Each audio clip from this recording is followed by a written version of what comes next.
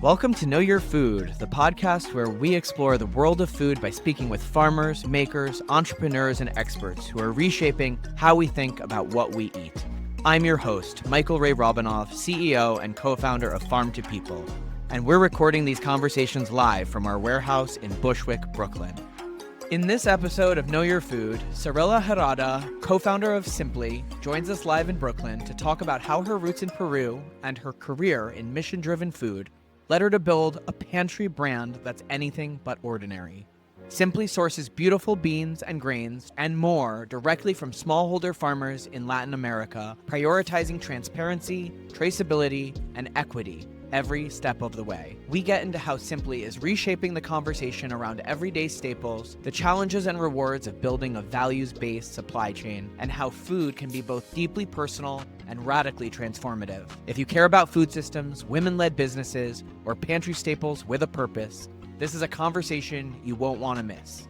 And now, here's my conversation with Sarela Herrada.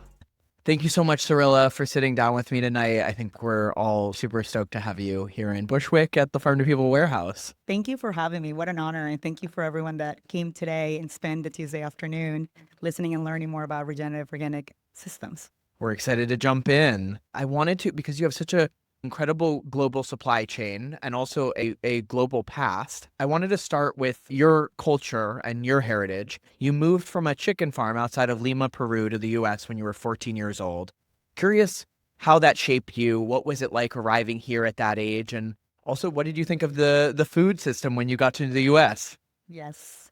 Moving to the US as a 14-year-old and as a teenager alone has challenges, and being able to face a food system that it was very different to the food system that I grew up with was certainly very eye-opening, and why I have focused my career on changing that.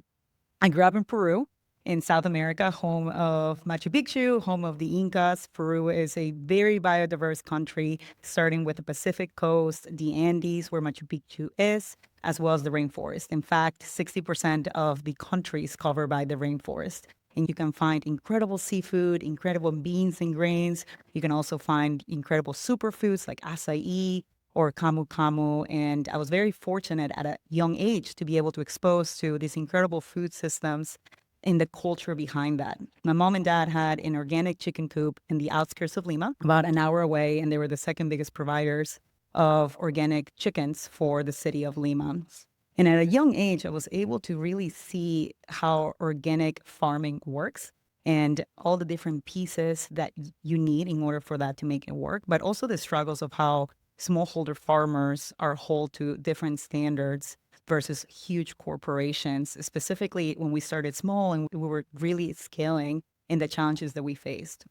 My mom and dad moved here to the US when I was 14 to really pursue the immigrant dream, like millions of other immigrants. And with that came also a lot of struggles. But I was just really excited to embrace myself into American culture and all the things that you see in the movies, and just really being able to do that. I remember walking to the supermarkets, and it was just an incredible experience. It's exactly what you think of, what you see in the movies, just endless aisles of all the different types of Snicker bars or cereals and granola bars, and you get to pick what you want to eat. And that works maybe for the first month or two. But as I was going back into sports, and sports are very competitive in the Americas, in the US, if you want to be able to get into a certain level, I wasn't performing at the same level that I was back at home. So we started looking into why, and maybe it was the move, but it certainly came down to the food that I was eating. And I just found that so deeply fascinating that the vegetables, so I moved back to a vegetable and a fruit diet and a protein diet and a carb diet, didn't have the same flavors that it did back at home. And as a 14, 15-year-old, I just found that super intriguing. So I have focused my whole career to really understand that and how we can change the food systems in the US to one that prioritizes food, to understand where your food comes from, the impact that it has on you as a food as medicine, the people behind it, and really move away from the prioritization that we have of food that is processed and foods that are with chemicals. Interesting. So when you were a young athlete or aspiring athlete, you could tell immediately, like from 14 to 15, that the diet was affecting your performance? Absolutely. I mean, I moved in, and within 6 months, I probably gained like 10 to 15 pounds. It was like a before and after. And it was just fascinating. As an immigrant, you're starting up, you don't have, we were looking for a house, a car, how to get around this new country, learning English, and your income is very limited. So you don't have access to what I do. I mean, right now I spend $400 a week in Whole Foods. That's not the reality for the majority of America. Those $400 probably lasted us for 6 months back then with my mom, just my mom and I. And what we were able to afford was a completely different reality of what I'm able to afford today. And those foods that it really is access for all today are foods that are processed with chemicals, preservatives, colorings that does not feed you. Because food should not be empty calories, but it should really feed you to be able to perform and use food as medicine. Totally. We agree with that. And I think if you're lucky to even have a Whole Foods around, that's the other thing is neighborhoods and areas just are food deserts or food apartheid. So there's that whole layer too, that even if you know what's better for you, having access to it is not necessarily, unfortunately, a given at all. You have this sort of very personal experience where you start to see personally, like how what you're eating is affecting how you feel. At what point in your life do you sort of like translate that sort of interest in food into wanting to be a food entrepreneur? I don't think I knew that I wanted to be an entrepreneur the typical route as, selling lemonade or selling things in school. But I did know that I wanted to do things differently. And I've always been a very curious person. I think that has got me really far of really understanding the why behind a lot of different things. And that when you challenge the status quo and you ask questions of why things are being done a certain way, curiosity in yourself really sparks. And that sparks ideas and that sparks momentum and initiatives on how you want to see the change for things that really matter or are really important to you. For me, it has been the food system, understanding how farmers all the way from international, even in the US, the farmer today in the US really has a lot of obstacles if they want to transition to a better organic or regenerative organic ecosystem. And they're not being incentivized the way that the system should be.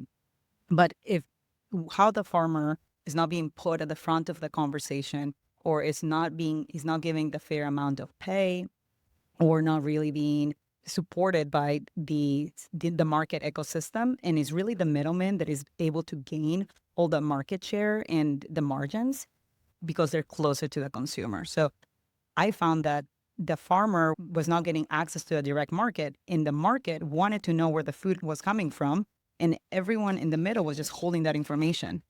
So I just found that it was super traveling onto why don't we not start a brand that just really focuses on transparency, on accountability, on quality, and connects both ends of the spectrum together. And we just share incredible stories to the consumer so the consumer knows where the food comes from, but then also the farmer gets the spotlight of how foods are grown and the practices they use in their soil.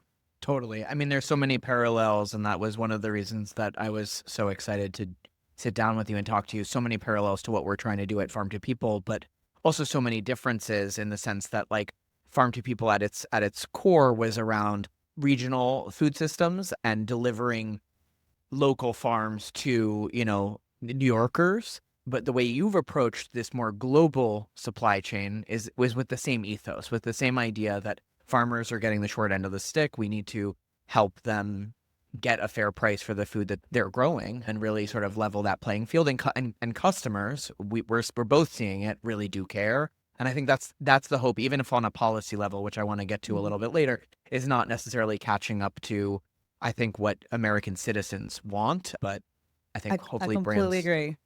hopefully we'll keep pushing that agenda. On that note, I wanted to go to your obviously pre-founding Simpli. You worked at a really awesome, very popular fast casual chain called Kava. And I'm just curious, like getting to your own entrepreneurial story, like how did that influence your approach to building your own supply chain? Yes, absolutely. After I graduated from undergrad, I started doing some consulting work and started building supply chains at large scale. So I worked for Nike and Tiffany's and being able to understand how distribution at a global scale and omni-channel distribution really works when you buy something from Nike.com and you return it. So I started really understanding supply chains at a global scale. And then my career, I started on the corporate side and as a curious person, there wasn't much creativity options in the corporate world. So then I moved to a smaller company. It was called Mayorga Coffee, and Mayorga Coffee works with smallholder farmers in Latin America for coffee. You can find it in Costco and in different C stores across the U.S. today. And I just was deeply fascinated by the impact that it had at the end working with the farmers. One of my ex coworkers reached out to me to join Kava. At that time, Kava had 3 restaurants based in DC. I was the third full time employee that joined the organization. And through my time there, I led the food and beverage team. So everything to do with food sourcing, procurement, R&D, quality, menu development, and anything that would touch food. And it was just an incredible, fascinating journey to really understand how a business really understands what the customer is looking for and scale. At that time, I started dating my husband now. We've been together now for 11 years. And he is American, so I had to bring him back home to Peru and put him through the ringer. So we backpacked, and during the time there, it was super remote in this middle of the island of the lake, but around the lake is all filled with fields of quinoa. Quinoa is it's a crop that is native to the Peru and the Bolivia side, right outside of this lake. And we just found so interesting and fascinating that these farmers were not getting the economical benefit of this crop that has been so westernized for the last 20 years. And at my time at Cava, we were sourcing quinoa at that time, and the suppliers couldn't tell me where it was coming from, where it was tracing it back. And so there was, again, this connection between the market and the farmer. So that's where really the idea of Simply came from, of how do we are able to completely change the way that we connect through food on an international level. And I support local. If you can buy something local, do it. It really cuts the green emissions supply chain tremendously. Now, not every local farming ecosystem is built the same, but if you know your farmer and you know where your food comes from, buy it and support it because they're doing the right thing for you, for the environment, and for your community as well. Totally. Yeah, the importance on keeping not only the food and the food system that's local and how that benefits the earth and the farmers and all and yourself, but also the economy. I think in past chats, we've talked to how important it is as big ag sort of takes over, how consolidation of capital also moves away from small towns. And small towns used to be thriving with a local barber, a local diner, or a local bank, or all of these different things. And you now think about the consolidation of all of those industries. And as you drive across, worry, I think, is also that if you drive across America, you're seeing this, you want to make sure that this doesn't happen to the world as well, which is a good topic to, I think, come back to in terms of how popularity, or maybe let's jump into it now. The popularity of an ingredient, right? I Mm-hmm. think that's something that has come up, particularly even around quinoa recently. Quinoa has become, I think, maybe one of the most trendy grains globally, and people see the health benefits and the value. That also, food isn't tech. You can't just like add a server. It's a whole ecosystem. It only grows in certain altitudes in certain Mm-hmm. regions of the world. It takes seasons to scale it up and to really see that demand met. So how do you sort of, what's been your experience as you've sort of scaled Simply and seen these ingredients sort of blow up, to use that word, blow up on an international or even national scale? What are sort of the harms potentially of that, and how do you contend with the whims of TikTok even now, which Mm-hmm. is like, ooh, this is a healthy thing to eat? Yeah, and it's a really great question because as a company, as we grow and expand, we certainly want to be able to grow and sell the demand and support the demand that our customers they're seeking for Simply. But at the same time, there's a certain pace that we can grow because, to your point, these ecosystems take years to develop. And that's the reason why when we went to market, we launched with quinoa, a grain from the Andes. We saw this problem. We're like, you know what? Let's go reach out to some farmers. Now, today, we move millions of pounds on a monthly basis of grains, beans, and oils. But what we realized was in order to source the best quinoa that grows in Peru, we have to know how it's grown and we have to understand the ecosystem and the soil behind it. A grain has to be rotated with a bean in order to provide that nitrogen to the soil. It's the same thing as our diet, right? We can't have just protein and survive. We have to have a diverse diet in order to be able to thrive at the best the best possible way we can. Same thing with the soil. So you want to be able to give it different minerals and different diet in order to have really healthy topsoil that is going to sequester carbon and is going to be able to fight climate change. So then if we were going to source and support indigenous agriculture, regenerative agriculture, which is based on rotational crops in healthy soils to grow the most nutrient dense grain, like quinoa, we had to support what is rotated with. Quinoa rotates with beans and it rotates with potatoes. Potatoes are used on their every single day diet, but they didn't want to grow beans because there was no market. They would rather do just go into a monocrop cycle and grow quinoa because that was the cash crop. So we're like, okay, well, we have to buy the beans. So then by that philosophy, Simply has expanded into being a quinoa brand, into a Pantry staples brand, where today we carry all the ingredients that are part of this ecosystem. We just launched chia nationwide with Whole Foods, which is, one SKU in one category because it rotates with our amaranth that is also in our grain category to support that ecosystem and give those farmers not only more income for what they're growing, but support the nutrient density of the food of how it should be grown. I'm glad you brought that up because that was something that I feel like doesn't immediately make sense to someone from an outsider. Like when you look at the Simply brand and how you launched, it's like, oh, they're a quinoa brand. Oh, wait, no, they're a quinoa and bean brand. And it's like so many brands today, I feel like it's like they do condiments or they do, and all is very streamlined and stay focused and all of that.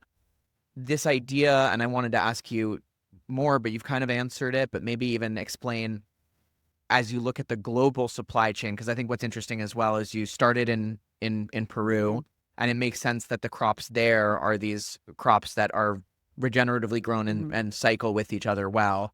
How do you now think about the Pantry staples? Is it driven by ingredients and the fact that they work well together, or is it driven by like market need or market demand? Yeah, it has to be both. So internally at Simply, we say that our development is driven by the land. So that's the first place we go into is what kind of farmers grow and how can we bring that to market? Does it make sense with the categories that we're in today? So initially it was, okay, well, we have to buy it all in order to provide that cash and that income to our farmers and for them to truly be incentivized because farming is a business. Today, as the business has evolved in the last 5 years, it really is what is the customer looking for into the brand and can we support it? If we can't support it with our current ecosystems, are there other ecosystems that are fit within our regenerative pathway program, which is our criteria of farmers that will be able to be part of our supply chain? So today now we work out of 6 countries, and in August we have a big launch nationwide. We're launching 10 more SKUs nationwide. And that is expanding from 6 countries to 9 countries. So we're gonna add 3 more countries because of different ecosystems and supply chains that we needed to build in order to support the customer demand. Interesting. Yeah. And I guess like obviously tonight we're talking about regenerative agriculture. So I feel like let's zoom out for one quick second. Can you explain that term and what it means? Just because I think we can't hammer that home enough for folks. Absolutely. We're all familiar with organic. Organic in simple terms against conventional is it doesn't have pesticides, it doesn't have glyphosates and the chemicals in order to grow that food or synthesizers into the agriculture. Regenerative organic builds on that. It goes beyond just what you harvest, but also what do you leave behind. So once you harvest the food, you're leaving behind 3 really important things. You're going to leave behind the soil, which is the main tool needed in order to grow your food. You could have organic practices that might not have the high nutrient density as regenerative organic practices needed, because you can still have an organic practice that is fully on a monocrop and not giving that rotational diet and really enriching the soil. So it really looks at the soil management system. Second, it looks at the people. Farming is a business. And I say it multiple times because we forget that. We forget that the hard work that goes behind the scenes of farmers, international and domestic, it's a really hard job. It never stops. And you have so many different variables with climate change and the rainy season and irrigations and pests and maybe the snow. There's so many things you have to control and understand in order to have one good year harvest. So how do you treat the people that are taking care of that land fairly and understanding it's not only their wage, but also their leadership and the way that they are operating the farm business. So making sure they have the traceability and the practices for me as a buyer to come in and understand the quality of it. And then third is the animals. Animals are a crucial part of regenerative organics ecosystems because they support not only with the management of it, but also with pests. And also with the soil. Yeah, absolutely. The Yeah. management of the soil, and you have the cows, you have the work that helps you for seeding in order to give it a rich in soil. That all comes from animals. Totally. Mhm. Yeah. Yeah. When you think about, I mean, well, first I just want to shout out also the farmers, having folks like you that are really out there reminding folks about the hard work that they're doing. Farming is a 7-day a week, like really, especially if you have Mhm. livestock, you're caring for living beings, and it's something where you really don't have day offs don't exist. And part of the, I think, struggle, especially now, to get the next generation, like the average age of our farmer is over 60 in Mhm. America. It's part of the issue of getting, I think, younger folks to want to be farmers. It's not just the hard work, it's very rewarding work, but unfortunately, it's not, to call it very lucrative, it's not lucrative at all. It's like so many farmers are in debt. That's a critical issue that we need to solve, which hopefully by sharing the value and promoting the value of regenerative, like organic sort of did, but then that a little bit, I would argue, has gotten a bit co-opted by bigger brands. And I worry that the regenerative label will just become a label like other things, which when I talk to some small farmers, at least locally, they're a bit, some of them can be a little bit more libertarian, a little bit anti-certification. It costs money. It's a little bit bureaucracy. It's someone coming into your business to tell you how you're running things. I think part of what Simpli, though, is doing is really bringing the regenerative label into the forefront of society. And I think regenerative practices at their core are wonderful. We need them. We need them for the future of our planet. How did you go about starting the Regenerative Pathways program, which I want you to drill into a little bit more, because I think that's awesome. And how are you explaining that to farmers, that this is an important new sort of certification to get behind and rally around? The Regenerative Pathway program at Simply is the infrastructure and a set of tools that we have to meet the farmer where they're at and help them transition to a regenerative organic state if the farmer is willing to do it. And we have historically worked with international farmers, and now we're starting to work with domestic farmers in the US. And I was just having a conversation with my QA team who's based in Peru. We have an office in Lima, Peru, and they're helping with all the certifications and some of the work with US farmers. And they were fascinating how much more due diligence they have to do. We have to focus on the fairness of how much the farmer is getting paid internationally and how much different procedures that we get audited by because of the certifications we carry versus in the US. In the US, they're like, well, they just kind of trust us that the farmers are doing that, but there's no validation. So it's a really interesting way of comparing of an international farmer when you say you're paying fair practices and you're fair trade certified. We go through a lot of auditing to say that. In the US, there's no auditing. So anyone can say that. But in reality, are they really treating the farmers fairly? Are they giving the right compensation, the right immigration status, or the right waging, the right staffing, the right hours? We don't know. And that's the work that we are starting to do internally. Got it. So you're saying it's more rigorous internationally than it That's is in the US. Yeah. yes. I mean, I think that's like kind of the funny thing about recently talking about Hmm. a recent topic with Trump wanting to export beef, and Europe being like, we don't want your beef. Exactly.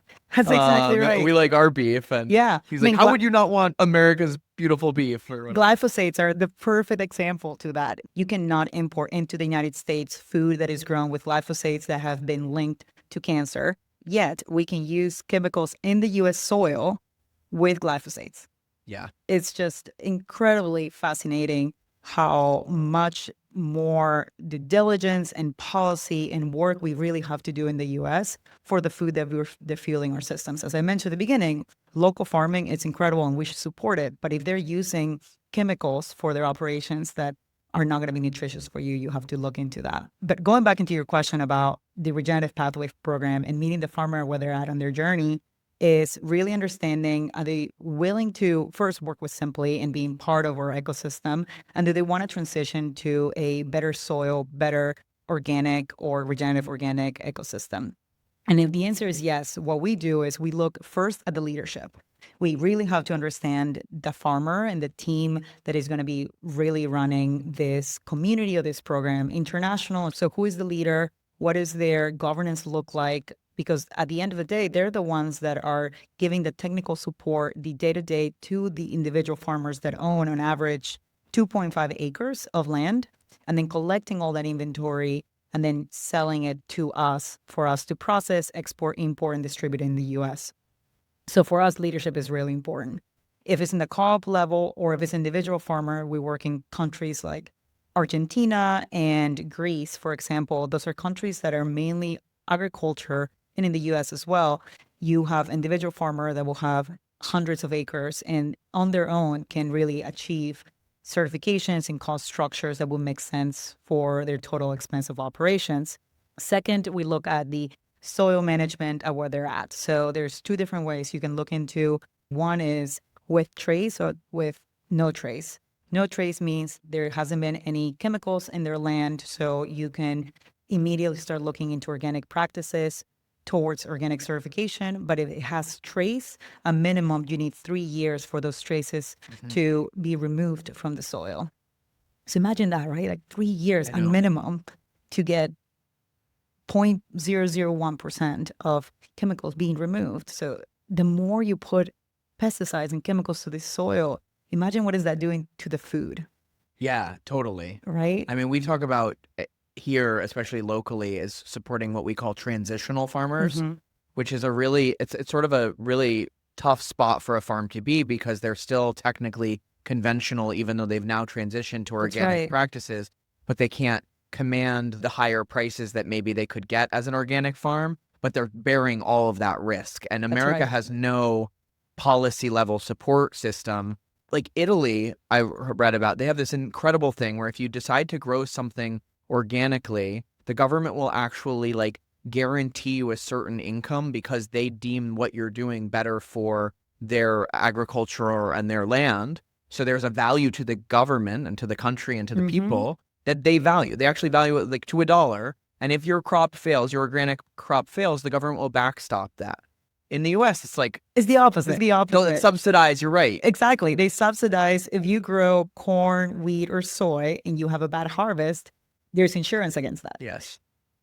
Backward. Right? It's completely backwards. There's no incentives for the US farmer today. So we do the same thing. So if they're transition organic, going back to my athlete days, I'm a runner, I ran marathons, and I always say that it's important to race for the person that, they're crossing the finish line, 26 miles, that is getting to that regenerative organic state, right? And being certified. It's really important that you stay there and you maintain those ecosystems. But it's just as important to cheer for the person that's still in the race.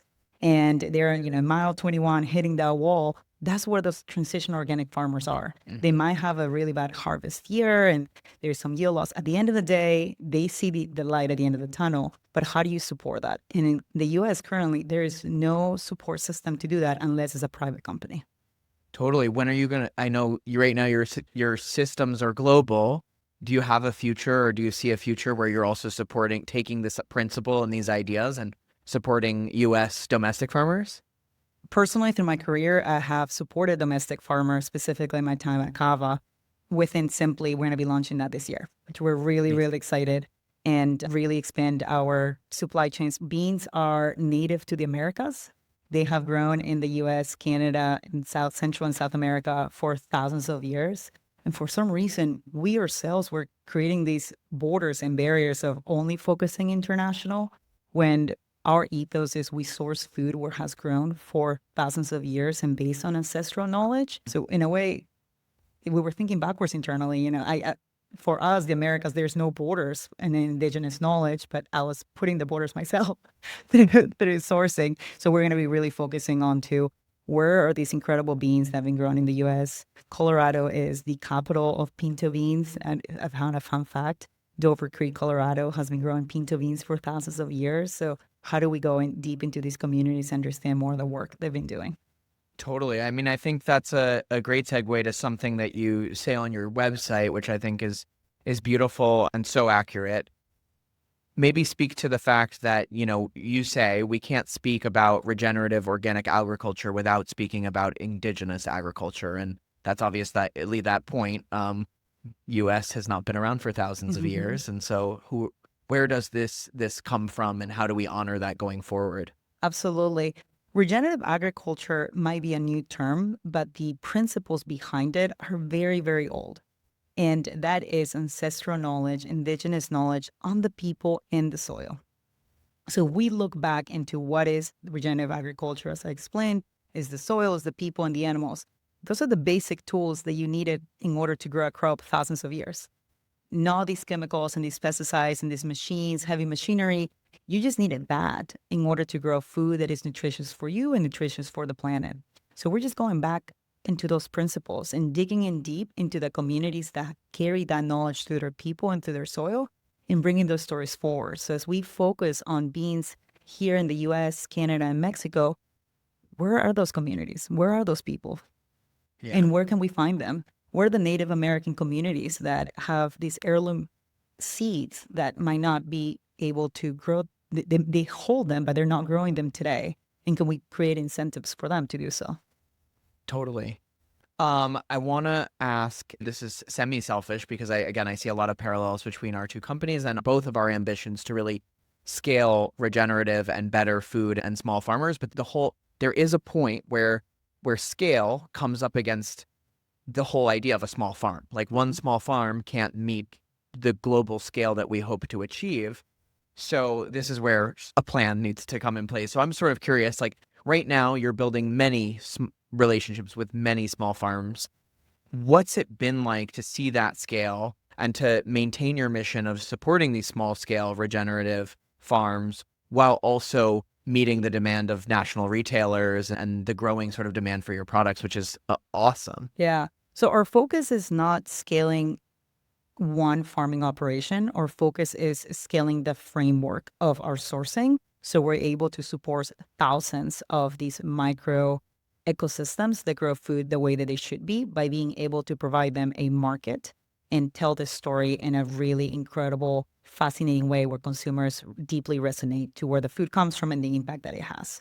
So our regenerative pathway program and our sourcing is really based on that. Is based on to how can we go from working with 100 farmers to thousands of farmers. Today, now we work, the last count I had as of end of Q1 was about 5,500 farmers. So 5,500 farmers in our network today. When I started in 2020, we had about 112 farmers in one community. So it's taking the principles framework and have a really strong operational team that is able to move millions of products across different countries and being able to connect that. Being able to create the framework for scalability is important. And I always tell my customers, don't eat the same thing twice. Create a lot of diversity on your own diet because that's going to support also my diverse ecosystems. Totally. And I'm curious, you mentioned that like it's really important that you have this diverse set of products for the land, but there is the problem with maybe, popularity of an item and one item be outselling another, and you don't want to out of stock something and all the pressures of selling into, the American retail system. You've taken like a really interesting approach of being both like a CPG retail brand, but also doing incredible work in food service from Kava to Sweetgreen to so many other places. Is that like a really interesting way for you to, one, get customers familiar with trying something new that they may not be familiar with cooking, but also a way to like incentivize a fast casual chain to use an ingredient you're not selling as much in the retail channel? Yeah, that's exactly right. So our dual approach to market, having a presence in food service just as strong as a presence in retail, is critical to the success of Simpli because it allows us to, we have this regenerative pathway program where not all our farmers are regenerative organic certified, but also not all our farmers are conventional or transitional. So we have a mix. And for the retail customer, for us, when we go to shop, we just want the message to be as clean as possible And it's really easy for us to see it, right? Is it organic? Is it not? Transitional, it's a great story to be told, but it's a lot of words and it's a lot to say. It's not a label. Yeah. Exactly. It's not a label and it's a complicated story to be told. And when we're shopping, we make really quick decisions in seconds. So our retail portfolio is really focused on regenerative organic certified products, while everything else that is on transition really is focused on food service. So it allows us to have that dual go-to-market channels in order to see where the surplus, or to your point, when an item does really, really well, is focusing on the channel that the consumer is going to give us the most credit for. And I think having a scarcity value proposition, it's important. I think as consumers, we are used to getting all the things that we want now, but when you create a scarcity value on a product, we want it even more. Yeah, I think fashion, and maybe that That's harkens right. back to fashion does that so well. And I Mhm. think food should take a little bit more from that. And I think, right now it's strawberry season in New That's York right. State, and they're so good. And you're like, and speaking of glyphosate and all the chemical, I mean, Driscoll farmer, like those farmers are in hazmat suits spraying something, Mhm. in terrible conditions. And it's not good for us. It's really not good for the workers behind that. And two, do you want subpar strawberry That's year right. round, or should we just wait for this sort of special drop, as like fashion would put it, where it's Mhm. like, now it's the season for this clothing Yeah. item or that, That's and exactly it's right. better? It's better for you. It's more nutritious. I mean, strawberries are a perfect example. I bought a strawberry, I think it was like February, and it was just like white and it was no taste. And Yeah. it was like, what is this? And it goes back into why do we have to have accessibility to everything now? And fashion does it so well. But that's something we put we cover ourselves to it. Food is something that we're putting into our bodies to fuel us. So that concept of logically not having something available all year round, hopefully is logical enough where you understand all the complexities for you to have a strawberry that doesn't taste well in the middle of February. Totally, totally. So well said. I want to go back to the policy level, especially the U.S. policy level, for 1 second, because I think that is so relevant to. It's unfortunately relevant to changing the food system. I think subsidies and consolidation and all of this have really stacked. It's made it almost impossible for a small farmer to risk their operation, even if it's not super profitable, to take that jump into something that might be better. And few farms have actually made that successful sort of jump. You're trying to help global farmers do that, and very soon American farmers. What will it take in your mind for regenerative agriculture to get the support it needs at this policy level? I think there's two things that I hope and I see that it's already happening. One is consumer demand. I think the new generation is really pushing the older generation to think differently on how do we connect with our food and the impact that it has in our bodies and the system. So I think consumer demand has to be a leading proposition, because if we don't lead with consumers wanting to see the change, big ag and big CPG is not going to wake up and is not going to make the changes needed into their system.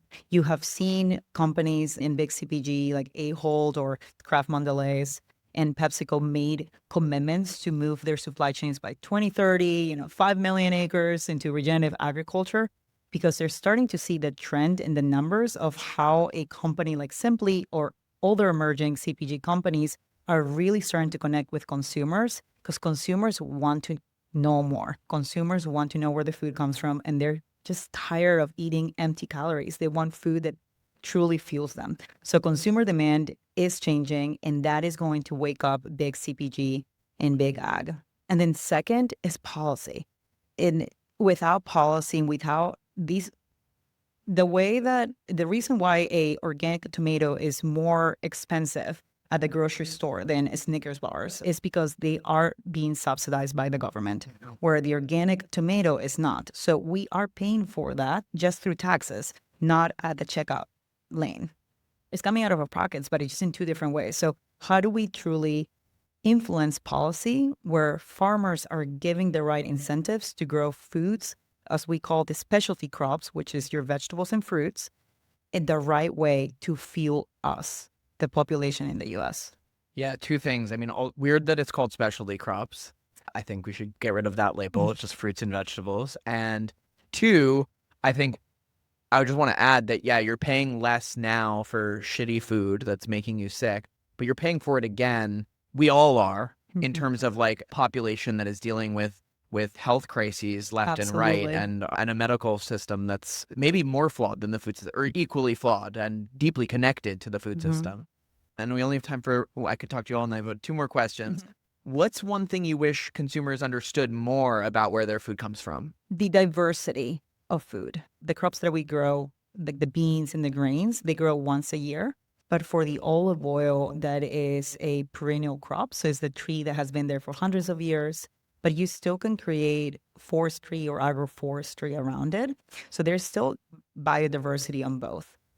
The ones that grow once a year or the ones that's a fruit that comes out of a tree. So just being able to have a super diverse diet and being able to support different things, eat different lettuces, eat different tomatoes, different cucumbers, different peppers, different meats, different honey, like try all the different things that you see in the supermarket.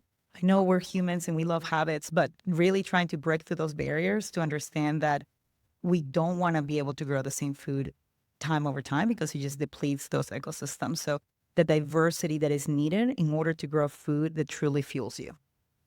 Amazing. And I feel like you probably just answered this by recommending what other people do, but I imagine this is your own personal food ethos as well. But a question we sort of like to wrap up with our guests is, what is your own personal food ethos? And if it's that, maybe it's just that, but if there's any variation to how you enjoy food personally, Sarela, and with your family, and now with, congrats, by the way, about to be 3, kids, how are you thinking about feeding them in this sort of chaotic climate? Yeah.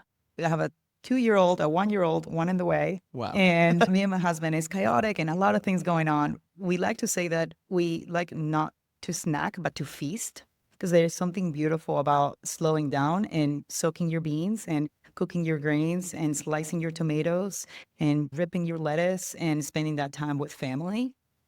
And that's really important for me and for my husband, and having that family time and grow within those values. So if you're able to just slow down and connect with your food, with your hands, and have those meals, so don't snack, but feast and have those incredible meals together, that's a food ethos that we carry at home. I love it. Well, Sarela, thank you so much for joining us tonight and for sharing everything you've built. You're really an inspiration and such an amazing presence and force for good in the food system, and excited to see what you continue to build and grow at Simpli, and proud to be a partner. So thank you. Thank you so much. Thank you for listening to Know Your Food, a podcast from farm to people. If today's conversation got you thinking differently about what's on your plate or where it comes from, we'd love if you shared this episode with a friend or left us a review. It helps more people discover the folks reimagining the future of food from the ground up. And if you're in the New York tri-state area, you can shop from our network of small, regenerative, independent farms and makers at farmtopeople.com, and stay in the loop by signing up for our newsletter or joining us on Instagram at farmtopeople. Until next time, eat well and know your food.